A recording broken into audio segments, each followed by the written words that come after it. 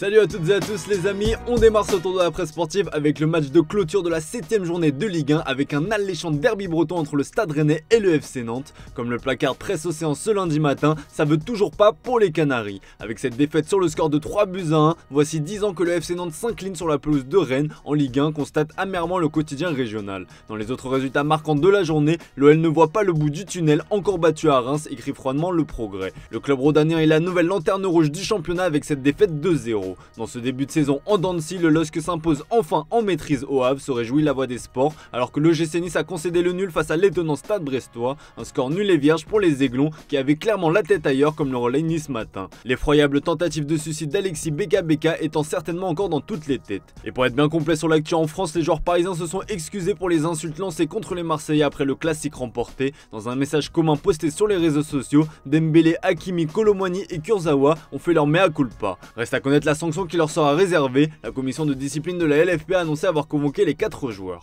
Et comme on parlait du Paris Saint-Germain sans parler de Kylian Mbappé, ce matin le média Defensa Central révèle que l'attaquant du PSG l'a très mauvaise suite aux mauvais résultats de son club en ce début de saison. Si la patte Luis Enrique commence à se faire ressentir, le club parisien réalise sa pire entame depuis le début de l'ère QSI en Ligue 1. Et le match nul face à Clermont ce week-end aurait fait vriller le français. Le média madrilène explique que Mbappé était fou de rage dans le vestiaire. Ce ne serait d'ailleurs pas la première fois cette saison que l'ancien de l'AS Monaco laisse transparaître sa frustration suite à un mauvais résultat sur le plan comptable, toujours selon le média. Des informations à prendre avec des pincettes mais qui conditionnent forcément l'avenir du joueur, toujours sous contrat jusqu'en 2024 à Paris. Direction l'Allemagne avec le retour imminent d'un champion du monde au Bayern Munich. Comme vous l'a expliqué, le club bavarois est en passe d'accueillir Jérôme Boateng, libre de tout contrat après la fin de son aventure à l'Olympique lyonnais. Le défenseur allemand s'entraîne même d'ailleurs déjà avec le groupe, mais comme le rapporte le quotidien allemand Bild dans son édition du jour, le retour du champion du monde est lié à un scandale et visiblement, le joueur de 35 ans ne va pas être accueilli à bras ouverts par tout le monde. Pour rappel, en octobre 2021, il avait été condamné à une amende de 1,8 million d'euros pour avoir agressé son ex-compagne et mère de ses filles. Il aurait notamment frappé au visage lors d'un voyage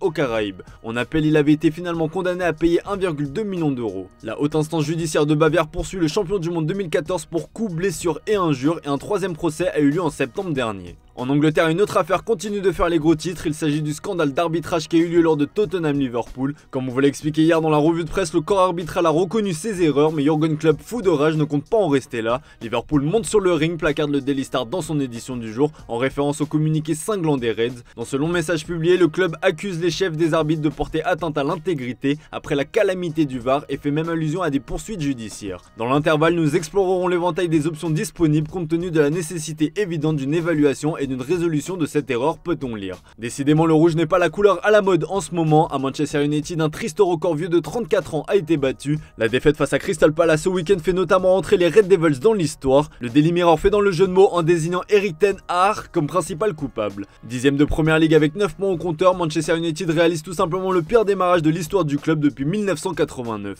Le Daily Star rapporte que la dernière fois que c'est arrivé, c'était au cours de la saison 1989-90 sous la direction de Sir Alex Ferguson. Allez, on continue ce tour des polémiques en Italie avec la grosse mise au point de Victor Osimhen après avoir été pris pour cible par son propre club. Si sur les terrains l'attaquant nigérian a retrouvé le chemin des filets lors des 2 dernières rencontres, l'intéressé a souhaité vider son sac et ces mots font la une des quotidiens transalpins à l'image du Corriere dello Sport qui placarde une déclaration forte du joueur. Le Napoli n'a rien à voir avec ça. Venir dans la ville de Naples en 2020 a été une décision merveilleuse pour moi. Les habitants de Naples m'ont montré tant d'amour et de gentillesse et je ne permettrai à personne de se mettre entre nous. La passion du peuple napolitain alimente mon feu pour toujours jouer avec mon cœur et mon âme et l'amour pour l'insigne est inébranlable car je le porte avec fierté, a-t-il notamment écrit. Tuttosport reprend une autre déclaration forte du joueur, je suis avec Naples. En résumé, Victor Osimhen a tenu à éteindre l'incendie et à apaiser les tensions. Néanmoins, ses propos font vivement réagir et dans les pages intérieures, la Gazzetta dello Sport se demande si cette sortie n'est pas un message d'adieu. On rappelle que Naples et Osimhen étaient proches d'un accord concernant une prolongation de contrat, mais cette affaire pourrait clairement bouleverser son avenir. Allez, on file en Espagne avec Xavi qui vient d'atteindre le cap des 100 matchs avec le FC Barcelone comme le souligne le journal Sport sur sa couverture. L'heure est évidemment au bilan pour le coach espagnol qui a tout récemment prolongé avec les Blaugrana jusqu'en 2025. Avec une Liga et une Super Coupe d'Espagne, Xavi affiche un bilan de 62 matchs gagnés, 18 matchs nuls et 19 défaites pour 190 buts marqués et 95 encaissés. Pour le Mundo Deportivo, le test du centenaire a été passé avec succès par Xavi. Le Grand Barça n'est pas encore de retour mais il en prend le bon chemin. Pour continuer à surfer sur cette dynamique, les coulées peuvent s'appuyer sur les talents de la Masia et il y en a un qui commence à faire son trou cette saison, c'est évidemment Lamine Yamal. À seulement 16 ans, l'ailier espagnol s'est imposé comme un titulaire régulier sous les les ordres de Xavi. Ce n'est que le début de l'histoire d'amour entre les deux parties, puisque ce dernier va être prolongé aujourd'hui, comme le relaye le quotidien espagnol dans ses pages intérieures. Il va paraffer un nouveau bail jusqu'en 2026, ce qui est le maximum légal pour un joueur de son âge. Néanmoins, un accord tacite existerait entre la direction barcelonaise et l'entourage du joueur pour une prolongation jusqu'en 2030, dès qu'il sera majeur, avec une augmentation salariale également à prévoir. En attendant, sa clause libératoire devrait être fixée à 1 milliard d'euros. Allez, on termine ce tour de la presse sportive avec un autre crack, celui du Real Madrid. On ne vous le présente plus puisqu'il fait constamment les gros titres en Espagne. Pas de une de couverture cette fois-ci pour Jude Bellingham, mais le journal AS revient dans ses pages intérieures sur ce neuf si silencieux. L'anglais occupe ce rôle depuis son arrivée au Real Madrid et le moins que l'on puisse dire c'est qu'il excelle. Meilleur buteur du Real Madrid dans ce début de saison et meilleur buteur de la Liga. Bellingham domine ses aînés Haaland et Mbappé dans un domaine étonnant, celui du joueur le plus efficace. Une statistique qui reflète le début de saison tonitruant du joueur de 20 ans. Carlo Ancelotti se régale de pouvoir compter sur lui, mais pour combien de temps? Car si l'anglais est parti pour faire un bon bout de chemin avec le Real Madrid, le temps semble compter pour le Mister. En fin de contrat à l'issue de la saison, Ancelotti pourrait être remplacé par Xabi Alonso, désigné comme grand favori. Dans ses pages intérieures, le journal AS fait le point sur l'avenir du coach du Bayer Leverkusen, qui se retrouve dans le collimateur de toute l'Europe. Depuis son arrivée en Allemagne, Xabi Alonso fait des miracles. Leader de Bundesliga, le club allemand réalise tout simplement le meilleur début de championnat de son histoire avec 16 points sur 18 possibles. Une réussite qui est loin de passer inaperçue en Europe. L'Angleterre garde notamment de très bons souvenirs de son passage en tant que joueur de Liverpool.